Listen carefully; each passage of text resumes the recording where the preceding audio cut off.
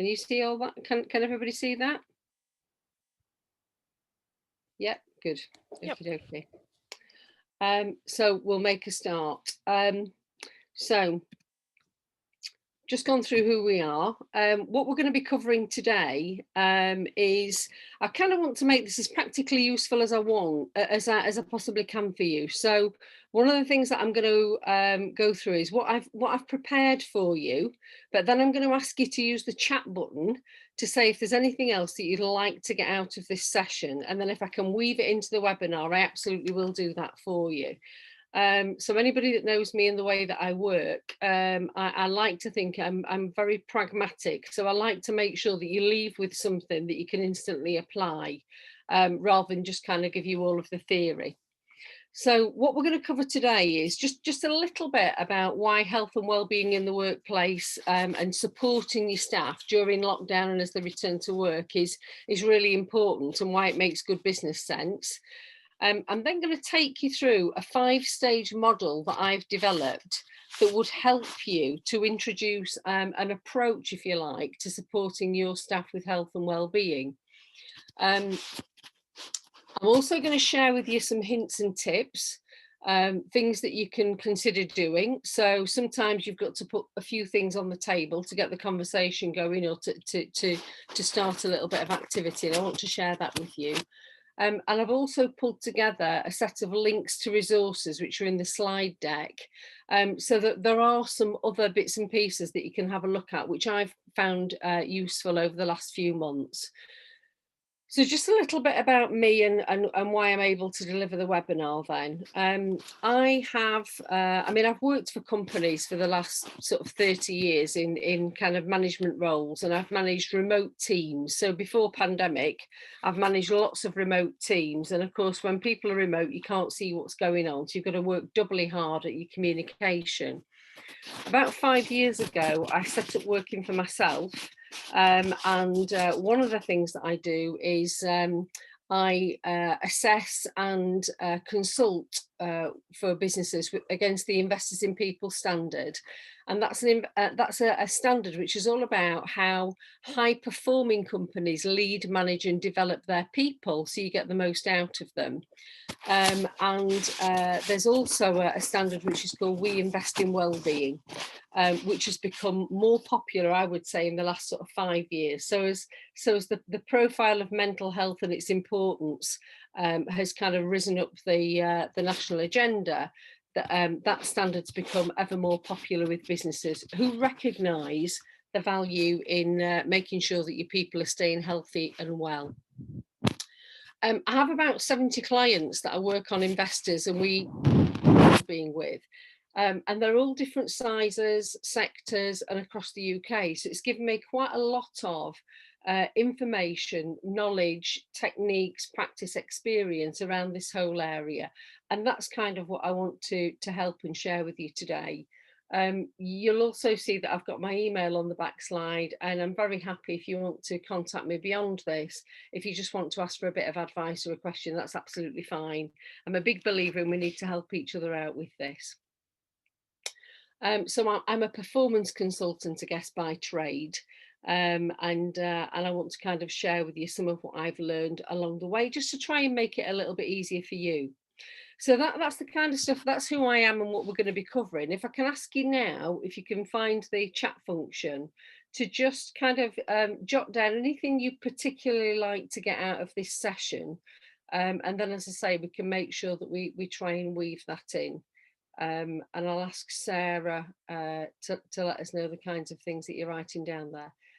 Just thumbs up if people have got the chat function and it's working for them. Yeah. And for some reason, I can't see all of you, so I'm just going to try and get all of you in there.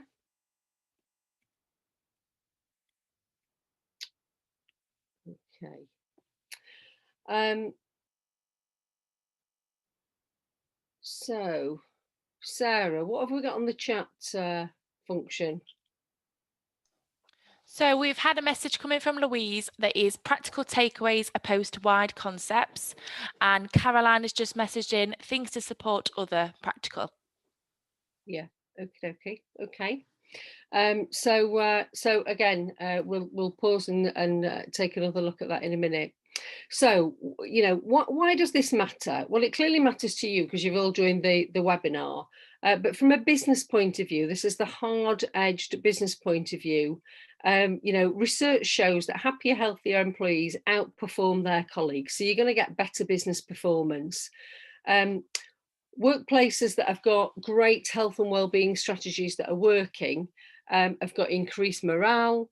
Employees are more engaged, and that again, the research shows that you get less errors, less accidents, you have lower staff turnover, which means that you've got lower cover and recruitment costs, and also sickness absence is reduced where you've got a healthy and inclusive culture. So this stuff really does matter.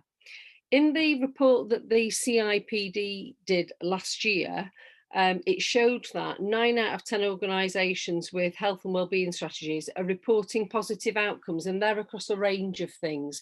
And again, we're going to talk about some of the things that you might usefully be able to measure as a business. Last year, stress-related absence increased by 40%, and the number one reason that was cited was workload, so heavy workloads. Presenteeism is at an all-time high. Presenteeism is where people are turning up to work even though they're not fit for work. So they're working while they're ill. And leavism is now widespread, and leavism is where people are using their holidays to work. So we've got people that are working too many hours, but rather than take their leave, they're working. So let's get into our, slideshow working. Let's get into our 5-stage plan. And again, this is, I've put this together from the work that I've done with organisations. So very often I'll go into an organisation and they will say, I want to do something, but actually I'm not quite sure where to start. As a business, we'd like to do something, but we're not quite sure where to start. And so what I've done is I've put something together based on what I've seen work best. And the very first thing to do, if you're thinking about supporting the health and wellbeing of your staff, is to be clear as an organisation why you're doing it and what you want to achieve.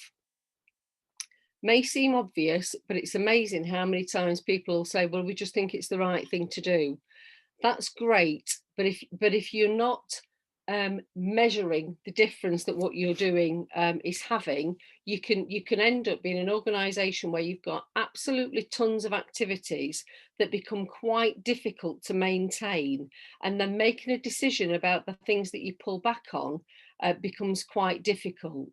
So if you can be really clear as an organisation why you're doing this and what you want to achieve, it will really help you to work out what it is you need to be baselining and what you need to be measuring, which will help you to work out what's having the best impact and what it is that you need to continue doing. So it may be that there's a problem in your organisation, or there's a fear of a problem in the organisation, and that's why you're doing it.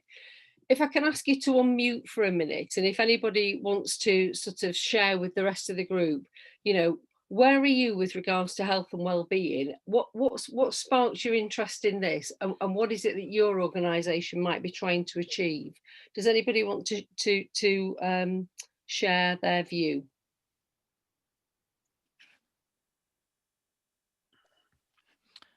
We have had some things pop in the chat box as well, Amanda, since Okay. so let me just see where we'd got to. So in regards of coming out of what to come out of today, Philip had popped a message in, a general introduction into how other organisations are providing health and wellbeing support to their workforce during the pandemic. Yeah. And then Beth had also put in how to support a team during a pandemic, so very similar. Louise, I've recently done wellbeing comms on walk-in meetings, virtual team building, etc. Would be great to hear what others have done or are doing.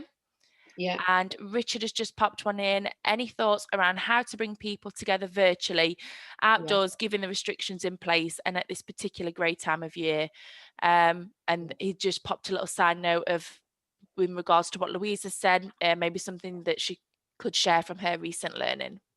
Right. Okay.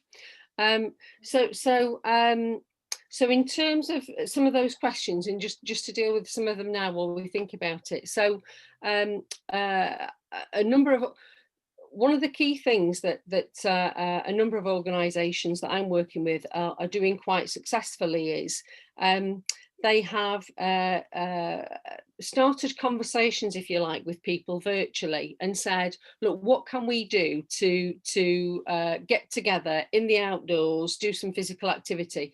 First of all, who's up for it? And they get the people together virtually that are interested, and they just kind of facilitate a conversation and say, what are the kinds of things that we could do? And between them, they come up with ideas. So it's amazing, isn't it? And you can all draw on your own experience. It's amazing how in the pandemic, different family members of your family and friends have sort of said, oh, we have a quiz night on a Friday, or yeah, we've sort of, you've got to be careful about meeting up in the woods. I'm thinking about Derby and the police, you know, and talking about different walks that they've been able to do with social distancing. So, you know, you have got to be aware of the law as a business. You've got to make sure that you're not kind of breaking the lockdown rules, but then they've engaged people and asked them to come up with ideas, and they support people to sort of take responsibility, if you like, for some of that activity for themselves. So there's all sorts of activities like that going on. What are the kinds of things? Has anybody got a particular problem that they're trying to fix right now, or something that's driving your activity? So in some cases, organisations are doing it because they haven't got a great deal of engagement, or when they have virtual meetings, people are staying silent, so they're not getting a lot of feedback. Any thoughts from anybody?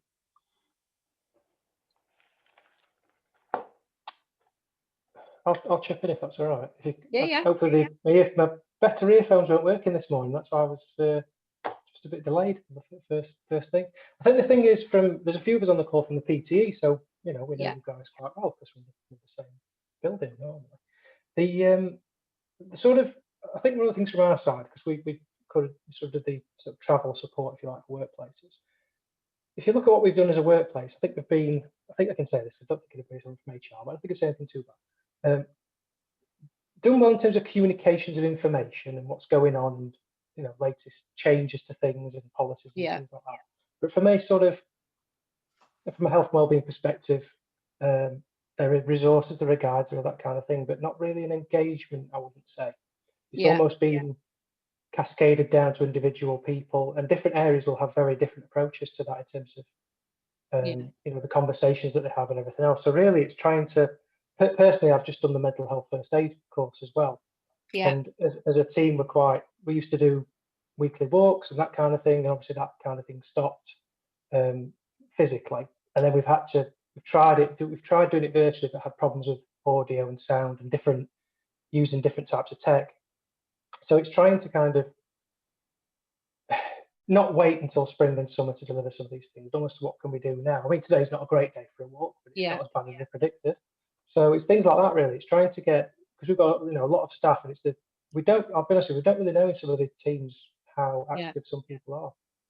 So one of the things that I've seen work really well, particularly in the lockdown stage, so where people couldn't meet up, or could only meet up in very small, you know, kind of one member of your bubble, is an encouragement by organisations for people to structure their day in a way that enables them to take that hour in daylight, very important at this time of year, and then to share their, you know, what they've done with each other.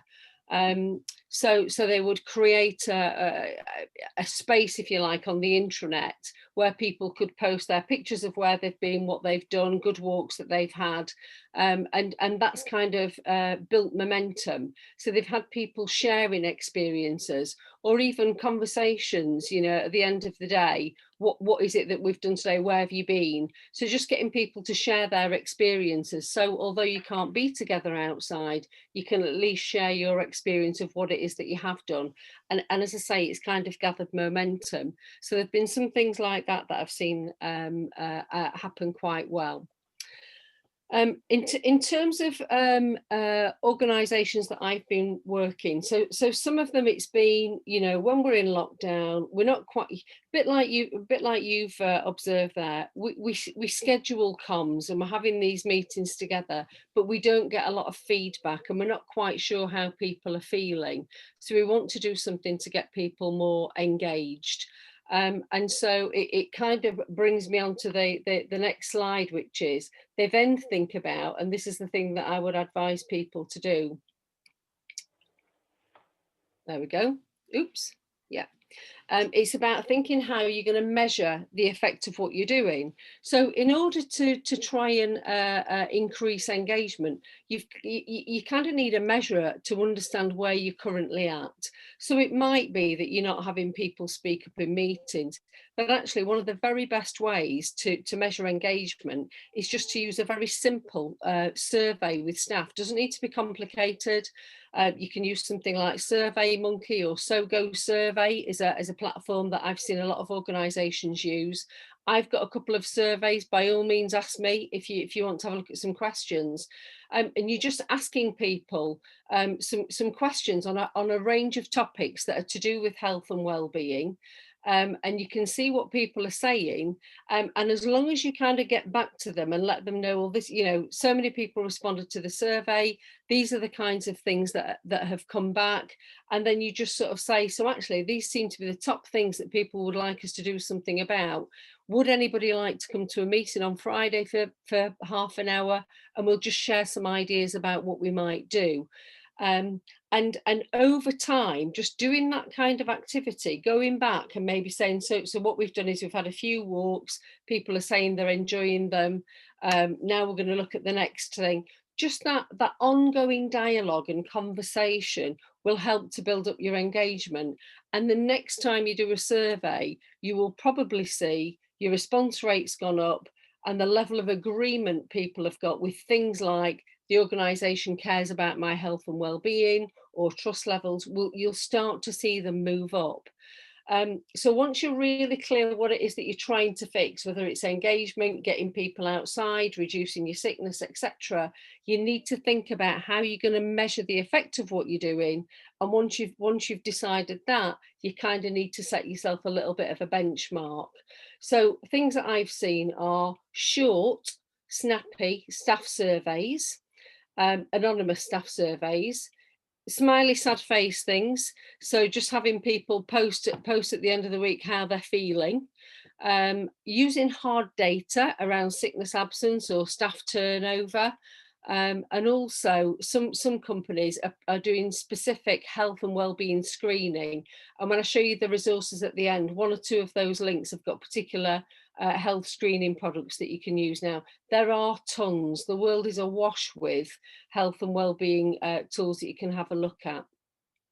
So you're really clear what it is you're trying to do, and now you're looking at how you'd measure the effect.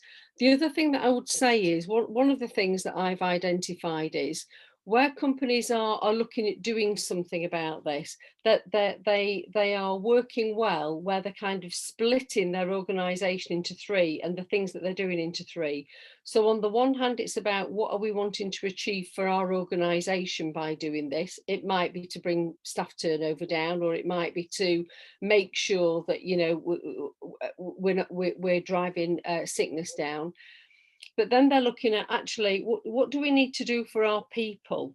And the strategy for people that a lot of organisations are using is to educate and help people to be more resilient and to take advantage of their own health and well-being. So they're putting on lots of little sessions where they're getting people to come in and talk about the importance of sleep hygiene, or the important, or how to recognize your own mental health, you know, how you're feeling and what you can do about it. So from a people perspective, they're looking at a strategy which is about education and self-help. And then there's a strategy for leaders. So one of the things that we observe in a lot of organizations is you'll have the organizations wanting to do something to be a healthy workplace, but then you've got leaders who are sending emails at the weekend or late into the evening. or, you know, themselves aren't particularly opening up and sharing the things that they're concerned about and having to deal with at home. And in actual fact, what you've got to work really hard at as an organisation is you know, almost over-egging, but being visibly or demonstrable about leading by example. So as I say, organisations that I'm finding are having the best success have kind of split their activity into three. This is what we're going to do and support as an organisation. This is what it means in terms of our people and the vision we've got for our people of being more resilient and self-sufficient. And actually, we've got to educate our leaders and managers to lead by example, to have confidence, to have conversations with people, but also to be drawing on their own experience and being a bit more honest with themselves of how they're feeling, and share that with people. So it gets people to open up. Stage 3, and this is the thing that a lot of people forget about.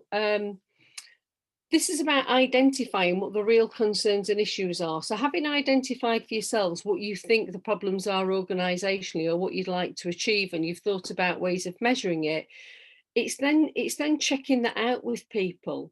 And, you know, I was reading something on LinkedIn this morning. There was a post about some wristband that's around now, where you can press a yellow or a blue button to let people know how you're feeling today. And it sends a message to your manager so they know whether you're feeling happy or sad. And it made me feel a bit sad, actually, just reading it, because I thought, actually, what's happened to the good old fashioned pick up the phone and talk to somebody and say, hi, how you doing? How you feeling today? And in actual fact, what I find in the companies that have got through the pandemic and the first 2 lockdowns, you know, most effectively, is that they've absolutely prioritised talking to people. So they've been in touch with all of their line managers and said, find time, and we are giving you license as a business to pick up the phone and talk to your people. You know, just 5-minute chat each day with each of your people is absolutely worth its weight in gold, because it's about developing that relationship. It's about helping people to understand that when they're working at home, an organisation doesn't expect them to be doing the 8-hour day that they might do if they come into the office. It's recognising that you've got other things going on at home, and just saying to people, so what's your situation today? Very often, you know, people will be saying, well, I've got the kids at home today, so I've got some homeschooling to do. Gosh, how are you going to manage that? You know, and I've got to check in with such and such a company that we're working with. So don't forget to make them aware that you're homeschooling as well. You know, it's okay to ask permission from your client, or, you know, just to let them know that you're doing it, because the chances are they've got the same stuff going on in the background. Also, you know, within those conversations, saying to people, take some time out. When are you going to go out for your exercise? Are you going to manage to get out for a walk? I am guilty still, you know, I've worked for myself for the last 5 years, but still, if I'm not working every second of the day, I have this, it's almost like a black cloud in the back of my head. I feel like I'm skiving. It's ridiculous. I work really hard, but I can still feel, you know, put a bit of pressure on myself that if I'm not sat in front of that screen, that I'm skiving. And actually, it's a problem. I suffer with migraine. And what lockdown's done for me is give me much more screen time. All of my meetings are through a screen now. So my migraine after the first 2 months of lockdown was just ridiculous. And I take medication for it every day. And I realised that I'd kind of redoubled my screen time, and I needed to watch it. So actually, even if I want and feel as if I can carry on working, I have to get out and get away from my screen. So the third stage would be talk to your people, encourage your managers, your leaders to talk to your people.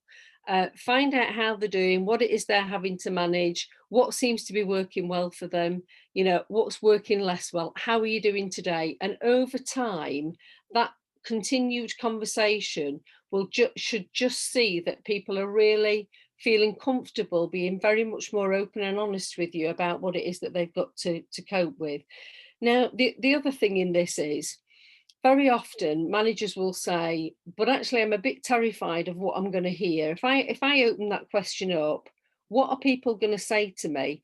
I don't know how to deal with mental health issues. You know, I'm not a professional. That's okay. Take a bit of pressure off yourself. You don't need to. Just be a human being. If you turned up and said to your friend, how you doing? And they disclosed something to you, they're not expecting you to be an expert. They're expecting you to listen, to empathise, and then say, is there anything I can do? What can I do to support you? And that kind of comes on to the next stage in this. So stage 3, identify the real concerns and issues that people have got. Don't guess, don't make assumptions, ask the question. So if I have a pound for everybody that said to me, I don't know what they're thinking, that's my real worry, I don't know what they're thinking, you know, my first response is, why don't you ask them? Pick up the phone and ask them. It's as simple as that. And actually, I should just say the last bit on that slide, which says COVID is extraordinary. Extraordinary times call for extraordinary measures. One of the issues that a lot of people have said to me is, gosh, I've been managing this person for years. We've never had conversations like that. I can't just suddenly start asking those things. You can. COVID gives you that platform, you know. So we're in a difficult situation, you know, we're remote, everybody's got different pressures, different things going on with their family. How are you doing? It is a bit of a leveler. It gives you a new platform to have a conversation that you might not have had before. The next bit, consider the options, the suggestions and the ideas with an open mind. So when you've identified what the issues are that people are struggling with, the very next thing I would do is ask people what they think would help or fix their issue. And, you know, encourage people to think about the things that they can do for themselves. So if they're saying, I'm really struggling to stay positive, or I'm struggling to do a full day, or this, that, and the other, then you say to them, what can you do? What is working well for you? Right, okay, then.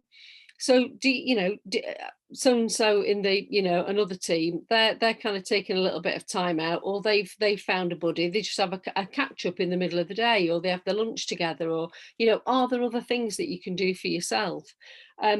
If it's a specific issue, a health issue, or and I'll come on to this, you know, a worry about homeschooling, or a worry about, you know, job security in a partner or something like that, or debt worries, there are a whole host of resources. And again, I've put some on the back slide that you can help your managers to be aware of, so they can sort of say to them, why don't you have a look at that, see if there's anything in there that might help you. Again, leaving the door open. If you see anything that you think the organisation could do for you, come back and talk to me. You're not promising to fix everybody's problem. You're engaging and sharing a conversation about how you can help somebody to help themselves, and, you know, to come up with suggestions for the organisation of how the organisation might help them. I have a lot of people that will say they were getting concerned that you know, when we came out of the first and second lockdown and we looked like coming back into the workplace, people are getting really comfortable working at home and they want to do more working from home. And I'm not sure that's what we want as a business.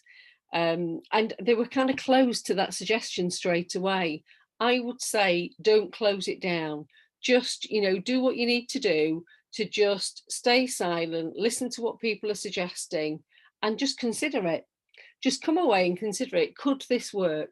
One of the things that the pandemic has absolutely shown to us is, and shown to a lot of particularly older managers, older leaders, is that working from home can be so much more productive for your business. So I've got one legal firm in mind that has got an estate in every city across the UK. So they've got these big, fairly lavish buildings, and they never wanted their people to be working from home. What they found is they've been so much more productive through the lockdown, where people have worked from home. And in actual fact, they're now saying we need to reduce our estate. We need to have somewhere where people can come together and socialise and collaborate. But actually, all the serious work needs to be done from home. So we're putting our money into making sure people have got the kit they need to work properly from home. It's really turned things on its head. So anything that people suggest that you think, actually, we couldn't possibly do that, just think again, just pause, come away, consider it, and then see. But you don't have to promise to do everything that people are asking. But actually, if you can demonstrate that you're genuinely engaging in that conversation and thinking about it, you can then negotiate different things with people. The final thing I will say on that is set some timeframes to try things. You know, you don't, health and well-being is not a project. It doesn't have an end. It's about trying things with people. Things will change and move. So if you say, well, let's just try this, see how it goes for a week, or let's just try this and see how it goes for the month, that's working really well for a lot of organisations. I've just mentioned this, but the final thing is reviewing what you're doing continuously. So it goes along that same vein as, you know, checking in with people regularly. This is not a project, it's not a scheme, it's an approach. Supporting people with health and well-being is not something that you're going to finish. It's something that you are, it's almost become your way of operating. So you just check in to see if things are still working. Use your little surveys, use a show of hands, expect things to change. You know, I mean, that's the one thing that we're all used to with the pandemic is things changing. You know, schools are open, then they're not. You're homeschooling, then you're not. You know, you're shielding, then you're not. People and people will have great days when they're working from home, and then all of a sudden they'll have a lull. Without any explanation. So, you know, reviewing and checking in all of the time and reviewing what you're doing is absolutely key to making sure that what you're doing is going to deliver you the success that you're after. You're going to have to check in fairly regularly. So that's the kind of 5-stage plan, if you like. Can people see any use for that are on the call? Is that something that's useful for people? Let us know on the chat, and Sarah, come in and tell us what people are saying. How you do this, and I've talked a lot in so far about how you do this, but how you do this is as important as what you do. It's about being open and honest with yourself and with people. Don't pretend to have all the answers. You can't possibly. You know, you're not psychologists. You're not physical educators. Just be open and honest with people. We just want to make sure that, you know, we're supporting you as well as we can while you're at home. Tell us what your issues are. Tell us if there's anything we can do. Let's try a few things, and let's just keep talking and see how we're doing.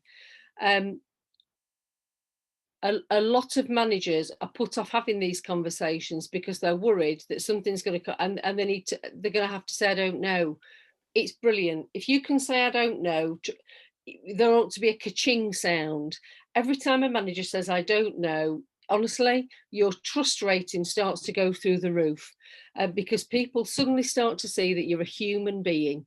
You know, you're not a robot, you're not a machine. So if somebody has a problem, they need your help, you don't know how to fix it, I don't know how to do it, what can we do to try and find the answers? That's the next thing. And honestly, it really builds for a great relationship. Be inclusive. So some of the best companies at this game are, what they're doing is they're doing the surveys, they're finding out how people are feeling. They're then saying, okay, top 3 things that came up are these things.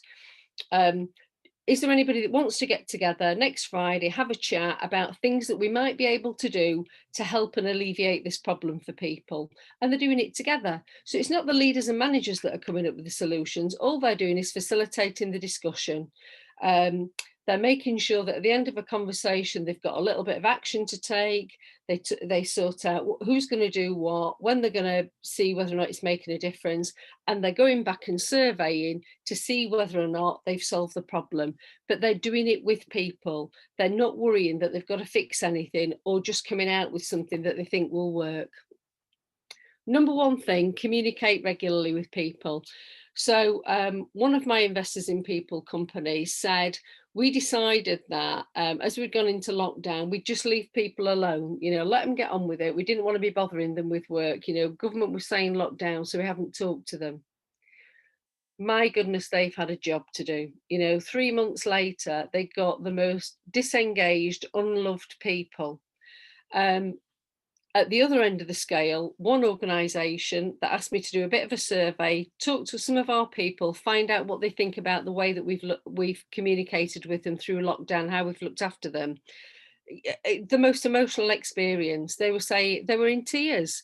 I feel embarrassed when I'm stood on my drive because I'm hearing neighbours talk about having no communication, worried about the job, they don't know what's going on.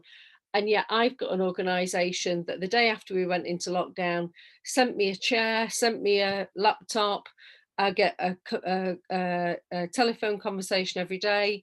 The chief executive is doing a video log every week.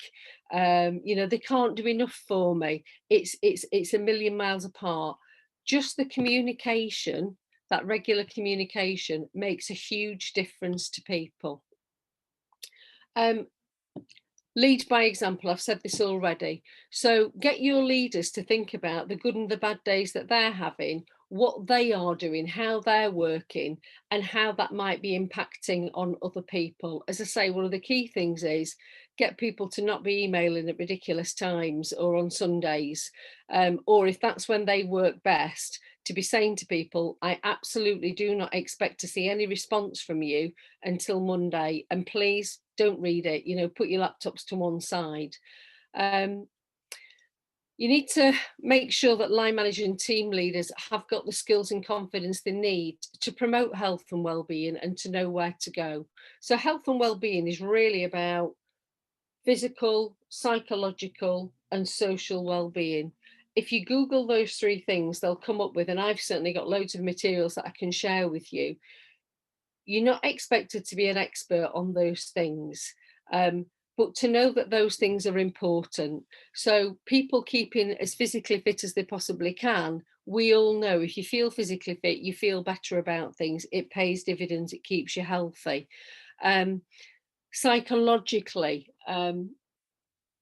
making sure that people are aware of things like sleep hygienes. There's some great free YouTube videos or webinars that you can encourage people to have a look at around sleep hygiene and keeping your tech out of your bedroom. Making sure that you find out when you're working from home what are the most productive times of day for you, and just if you need to sort of clear it because you have this skiving guilt that I have, just letting people know I'm going to be working between 1 and 3, then I'm not going to be at my desk again until 5 or something like that.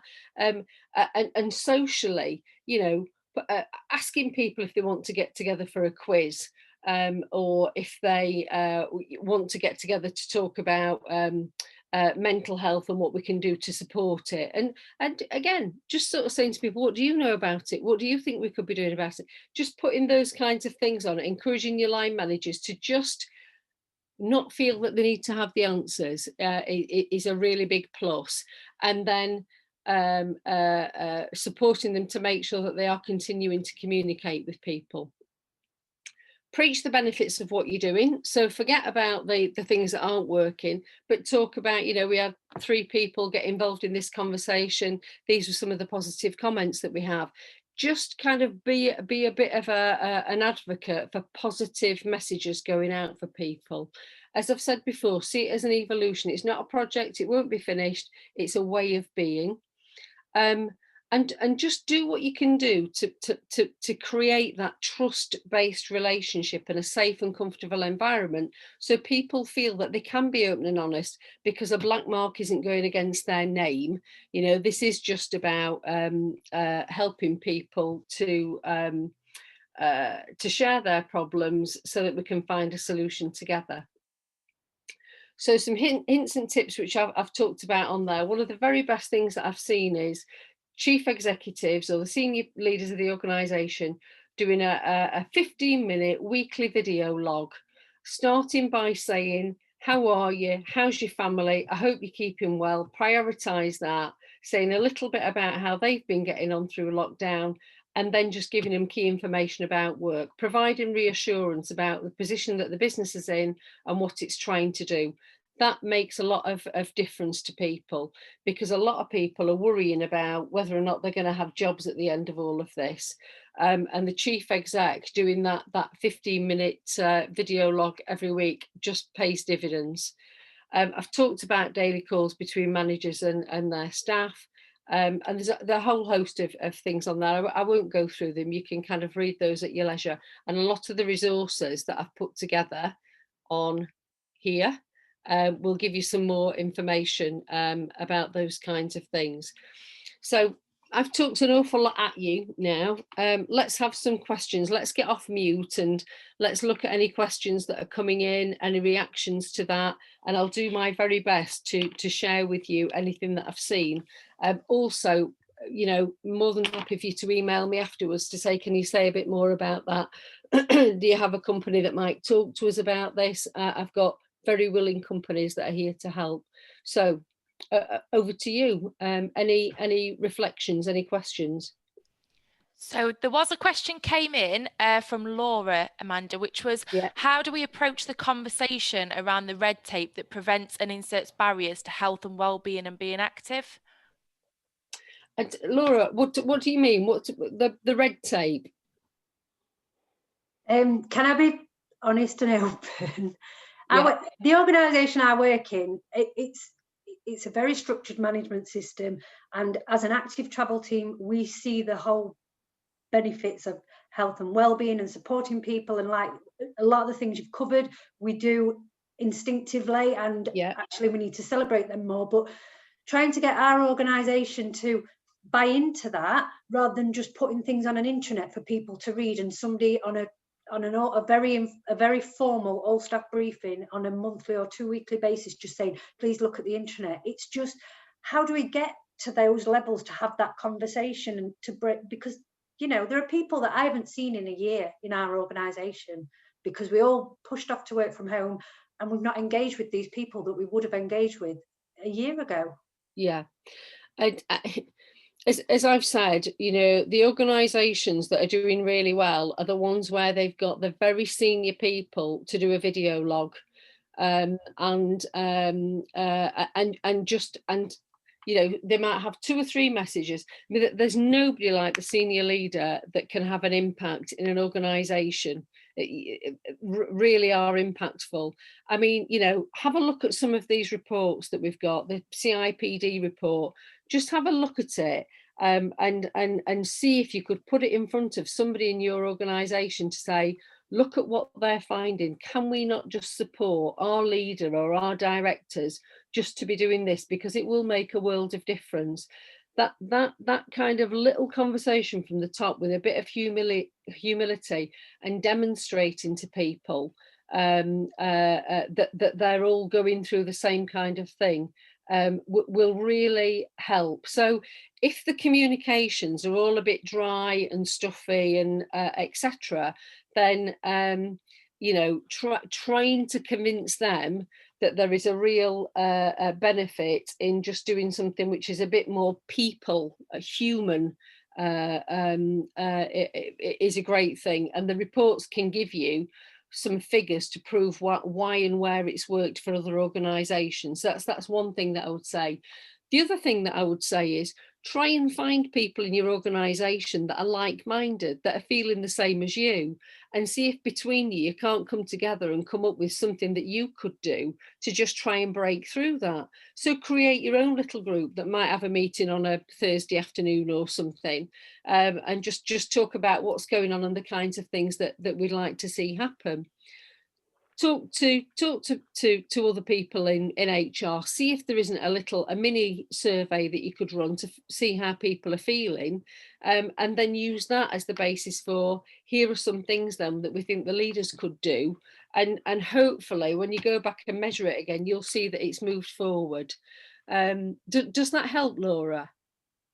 Yeah, it sort of does, but it's just, there's lots of these brilliant webinars out there, and we even hosted one ourselves and we invited our own HR to attend, and they didn't attend. So I feel that we have been let down. We've been pushed to work from home, and they want us to be very grateful that we've got the ability to work from home, but the support shouldn't end there. And we've tried all sorts of things as a team to say, we haven't seen so and so, should we try and do a walk with them? I've been and met a colleague when we could, and gone on a walk and done, and it was so uplifting and great. But then we try and communicate that with our HR, and it just stops, just doesn't go any further, and it's quite old-fashioned. Like I said to you, and like you pointed out, it's the dry communication, and it stops. And just you reach a point where you just think, I'm done trying. And I'm not trying to sound negative, because I love all of this, and it can only aid, what we've been talking about for a few years. But it's breaking down that old-fashioned barrier of, you might be a manager, but you are a person as well, or you might be a senior leader, but you are a person as well, like you've just pointed out. Do you have any kind of an intranet or anything like that?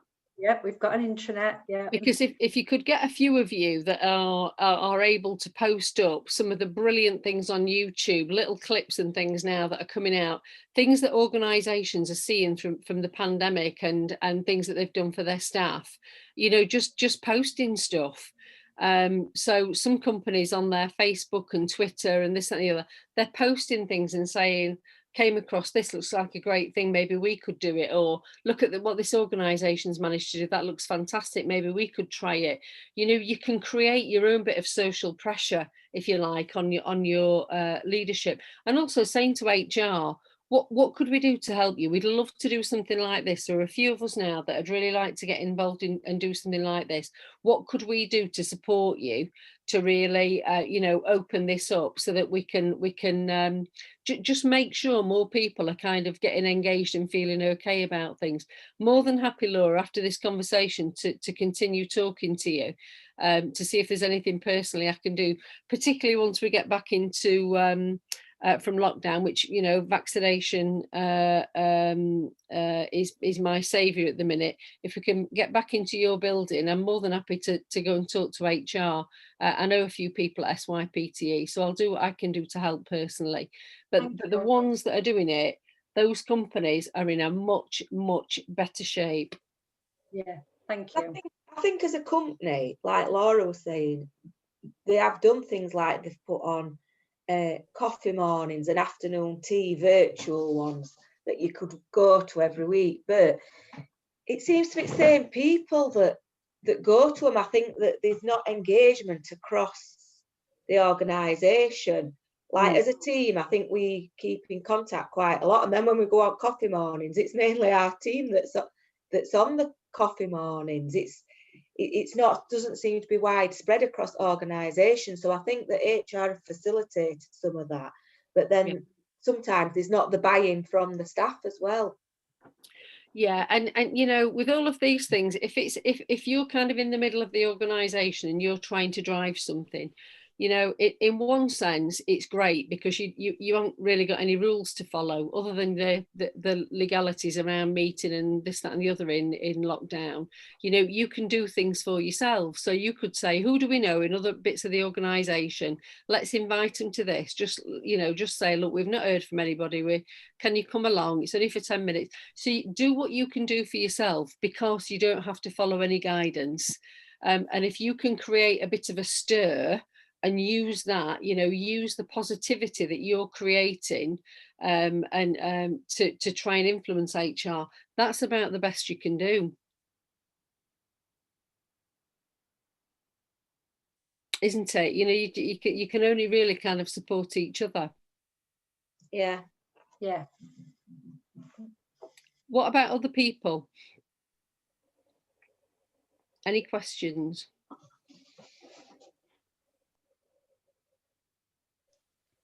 One that has come through direct to myself is, if we think people are worrying about money, how can we help if we can't guarantee their jobs? Yeah, okay. So a lot of organisations that have health and wellbeing strategies forget about financial health and wellbeing. So within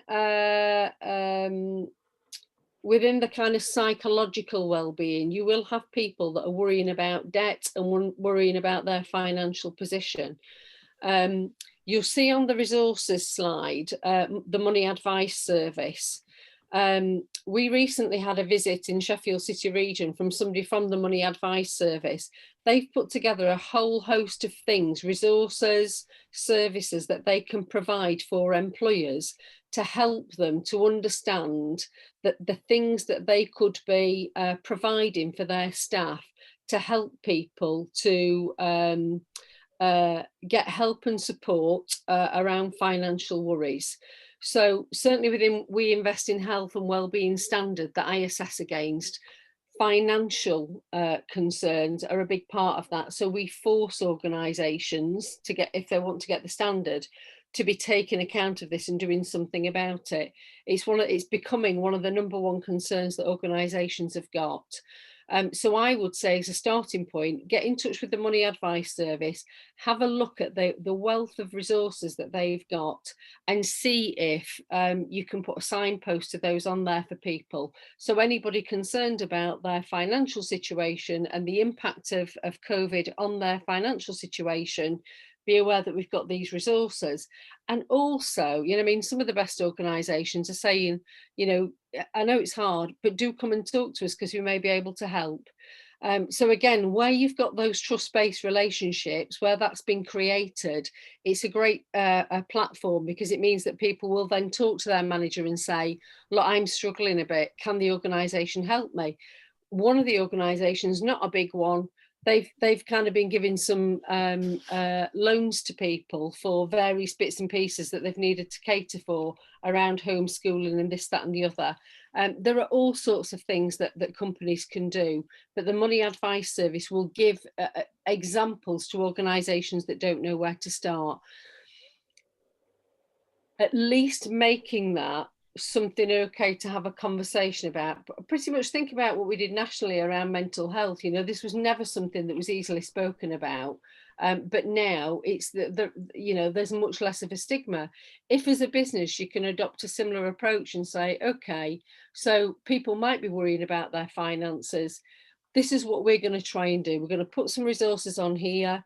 We've got an employee assistance program where we've got people that can talk to you about specific situations on a confidential basis. And yes, you can come and talk to your manager, and if we can help you, we will. So I think just being open and to the fact that that is going to be an issue for people and putting it on the table is a great thing for organisations to do. So there's just been some things dropping through the chat box. So there was a really good comment from Denise. I think we have to reiterate to management and HR that we're all working and living in extraordinary times, and we need to adapt to this and not work as we did 12 months ago. And that's something certainly from my previous job, I saw that there was expecting the same level of work from us office-based to working from home, and it's just not the same, and we couldn't get that through to management at all. So I think that's a really important one that Denise has put there. Yeah, I mean, I was blown away by the feedback I got from an organisation that a big rail company that I did a survey for after the first lockdown. One of the things that they'd done is they'd gone out to people straight away and said, do not expect to be able to do the same amount of work that you were doing. You know, we've got people that are homeschooling. You've got to kind of get used to working in a home office or on your dining room table. You've got other family members that are at home. We don't expect you to do what you can. And the feedback that we got when I went and talked to people about how they felt their organisation had supported and coped with it was phenomenal.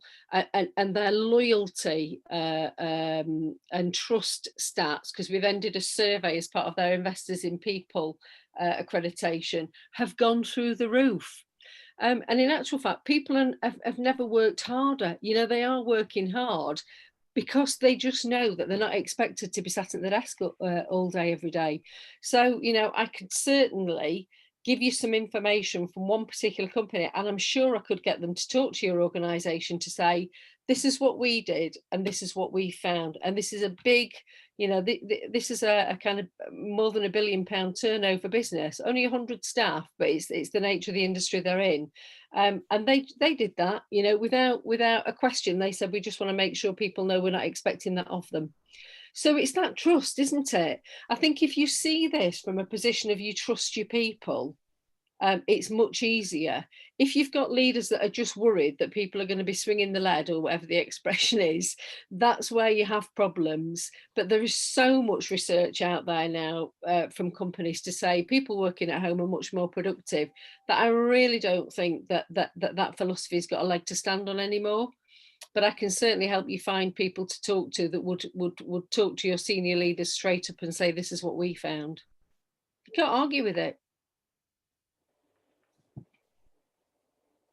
Is there anything else that anybody's come up with? There's also been a comment from Beth in relation to what Laura mentioned, which quite a lot of people have reacted to, which was a really good idea, to do a randomised coffee trial, asking people to sign up through HR. So you'd be introduced by email to someone from across the organisation and asked to find a convenient time to chat by Teams or by phone. So you can chat about anything you like, and pairing would be completely random. So you could be matched with anyone within the organisation.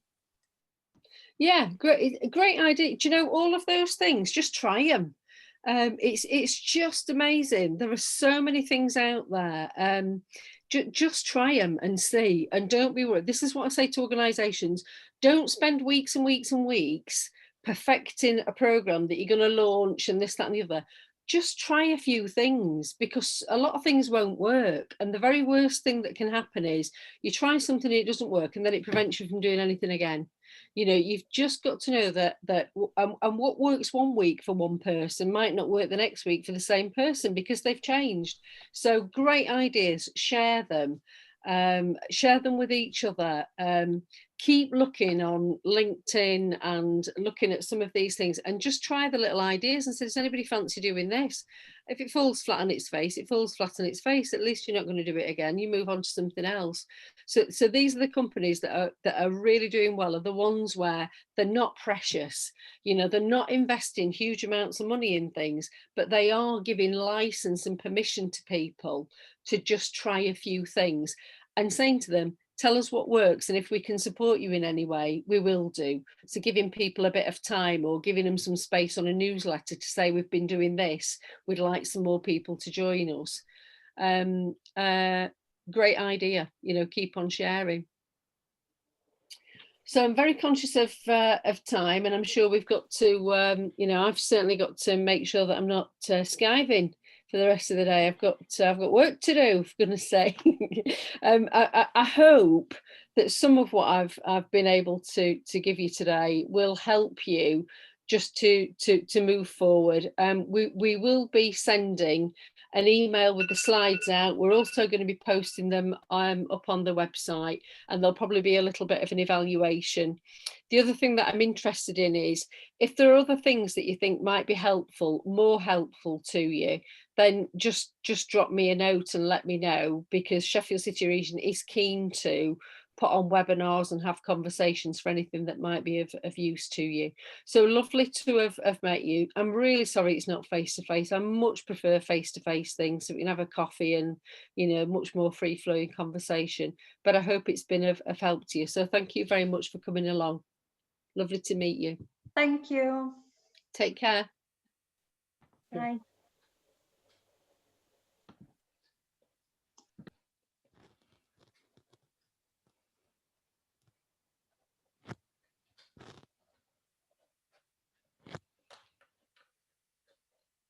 I'll ring you, Sarah.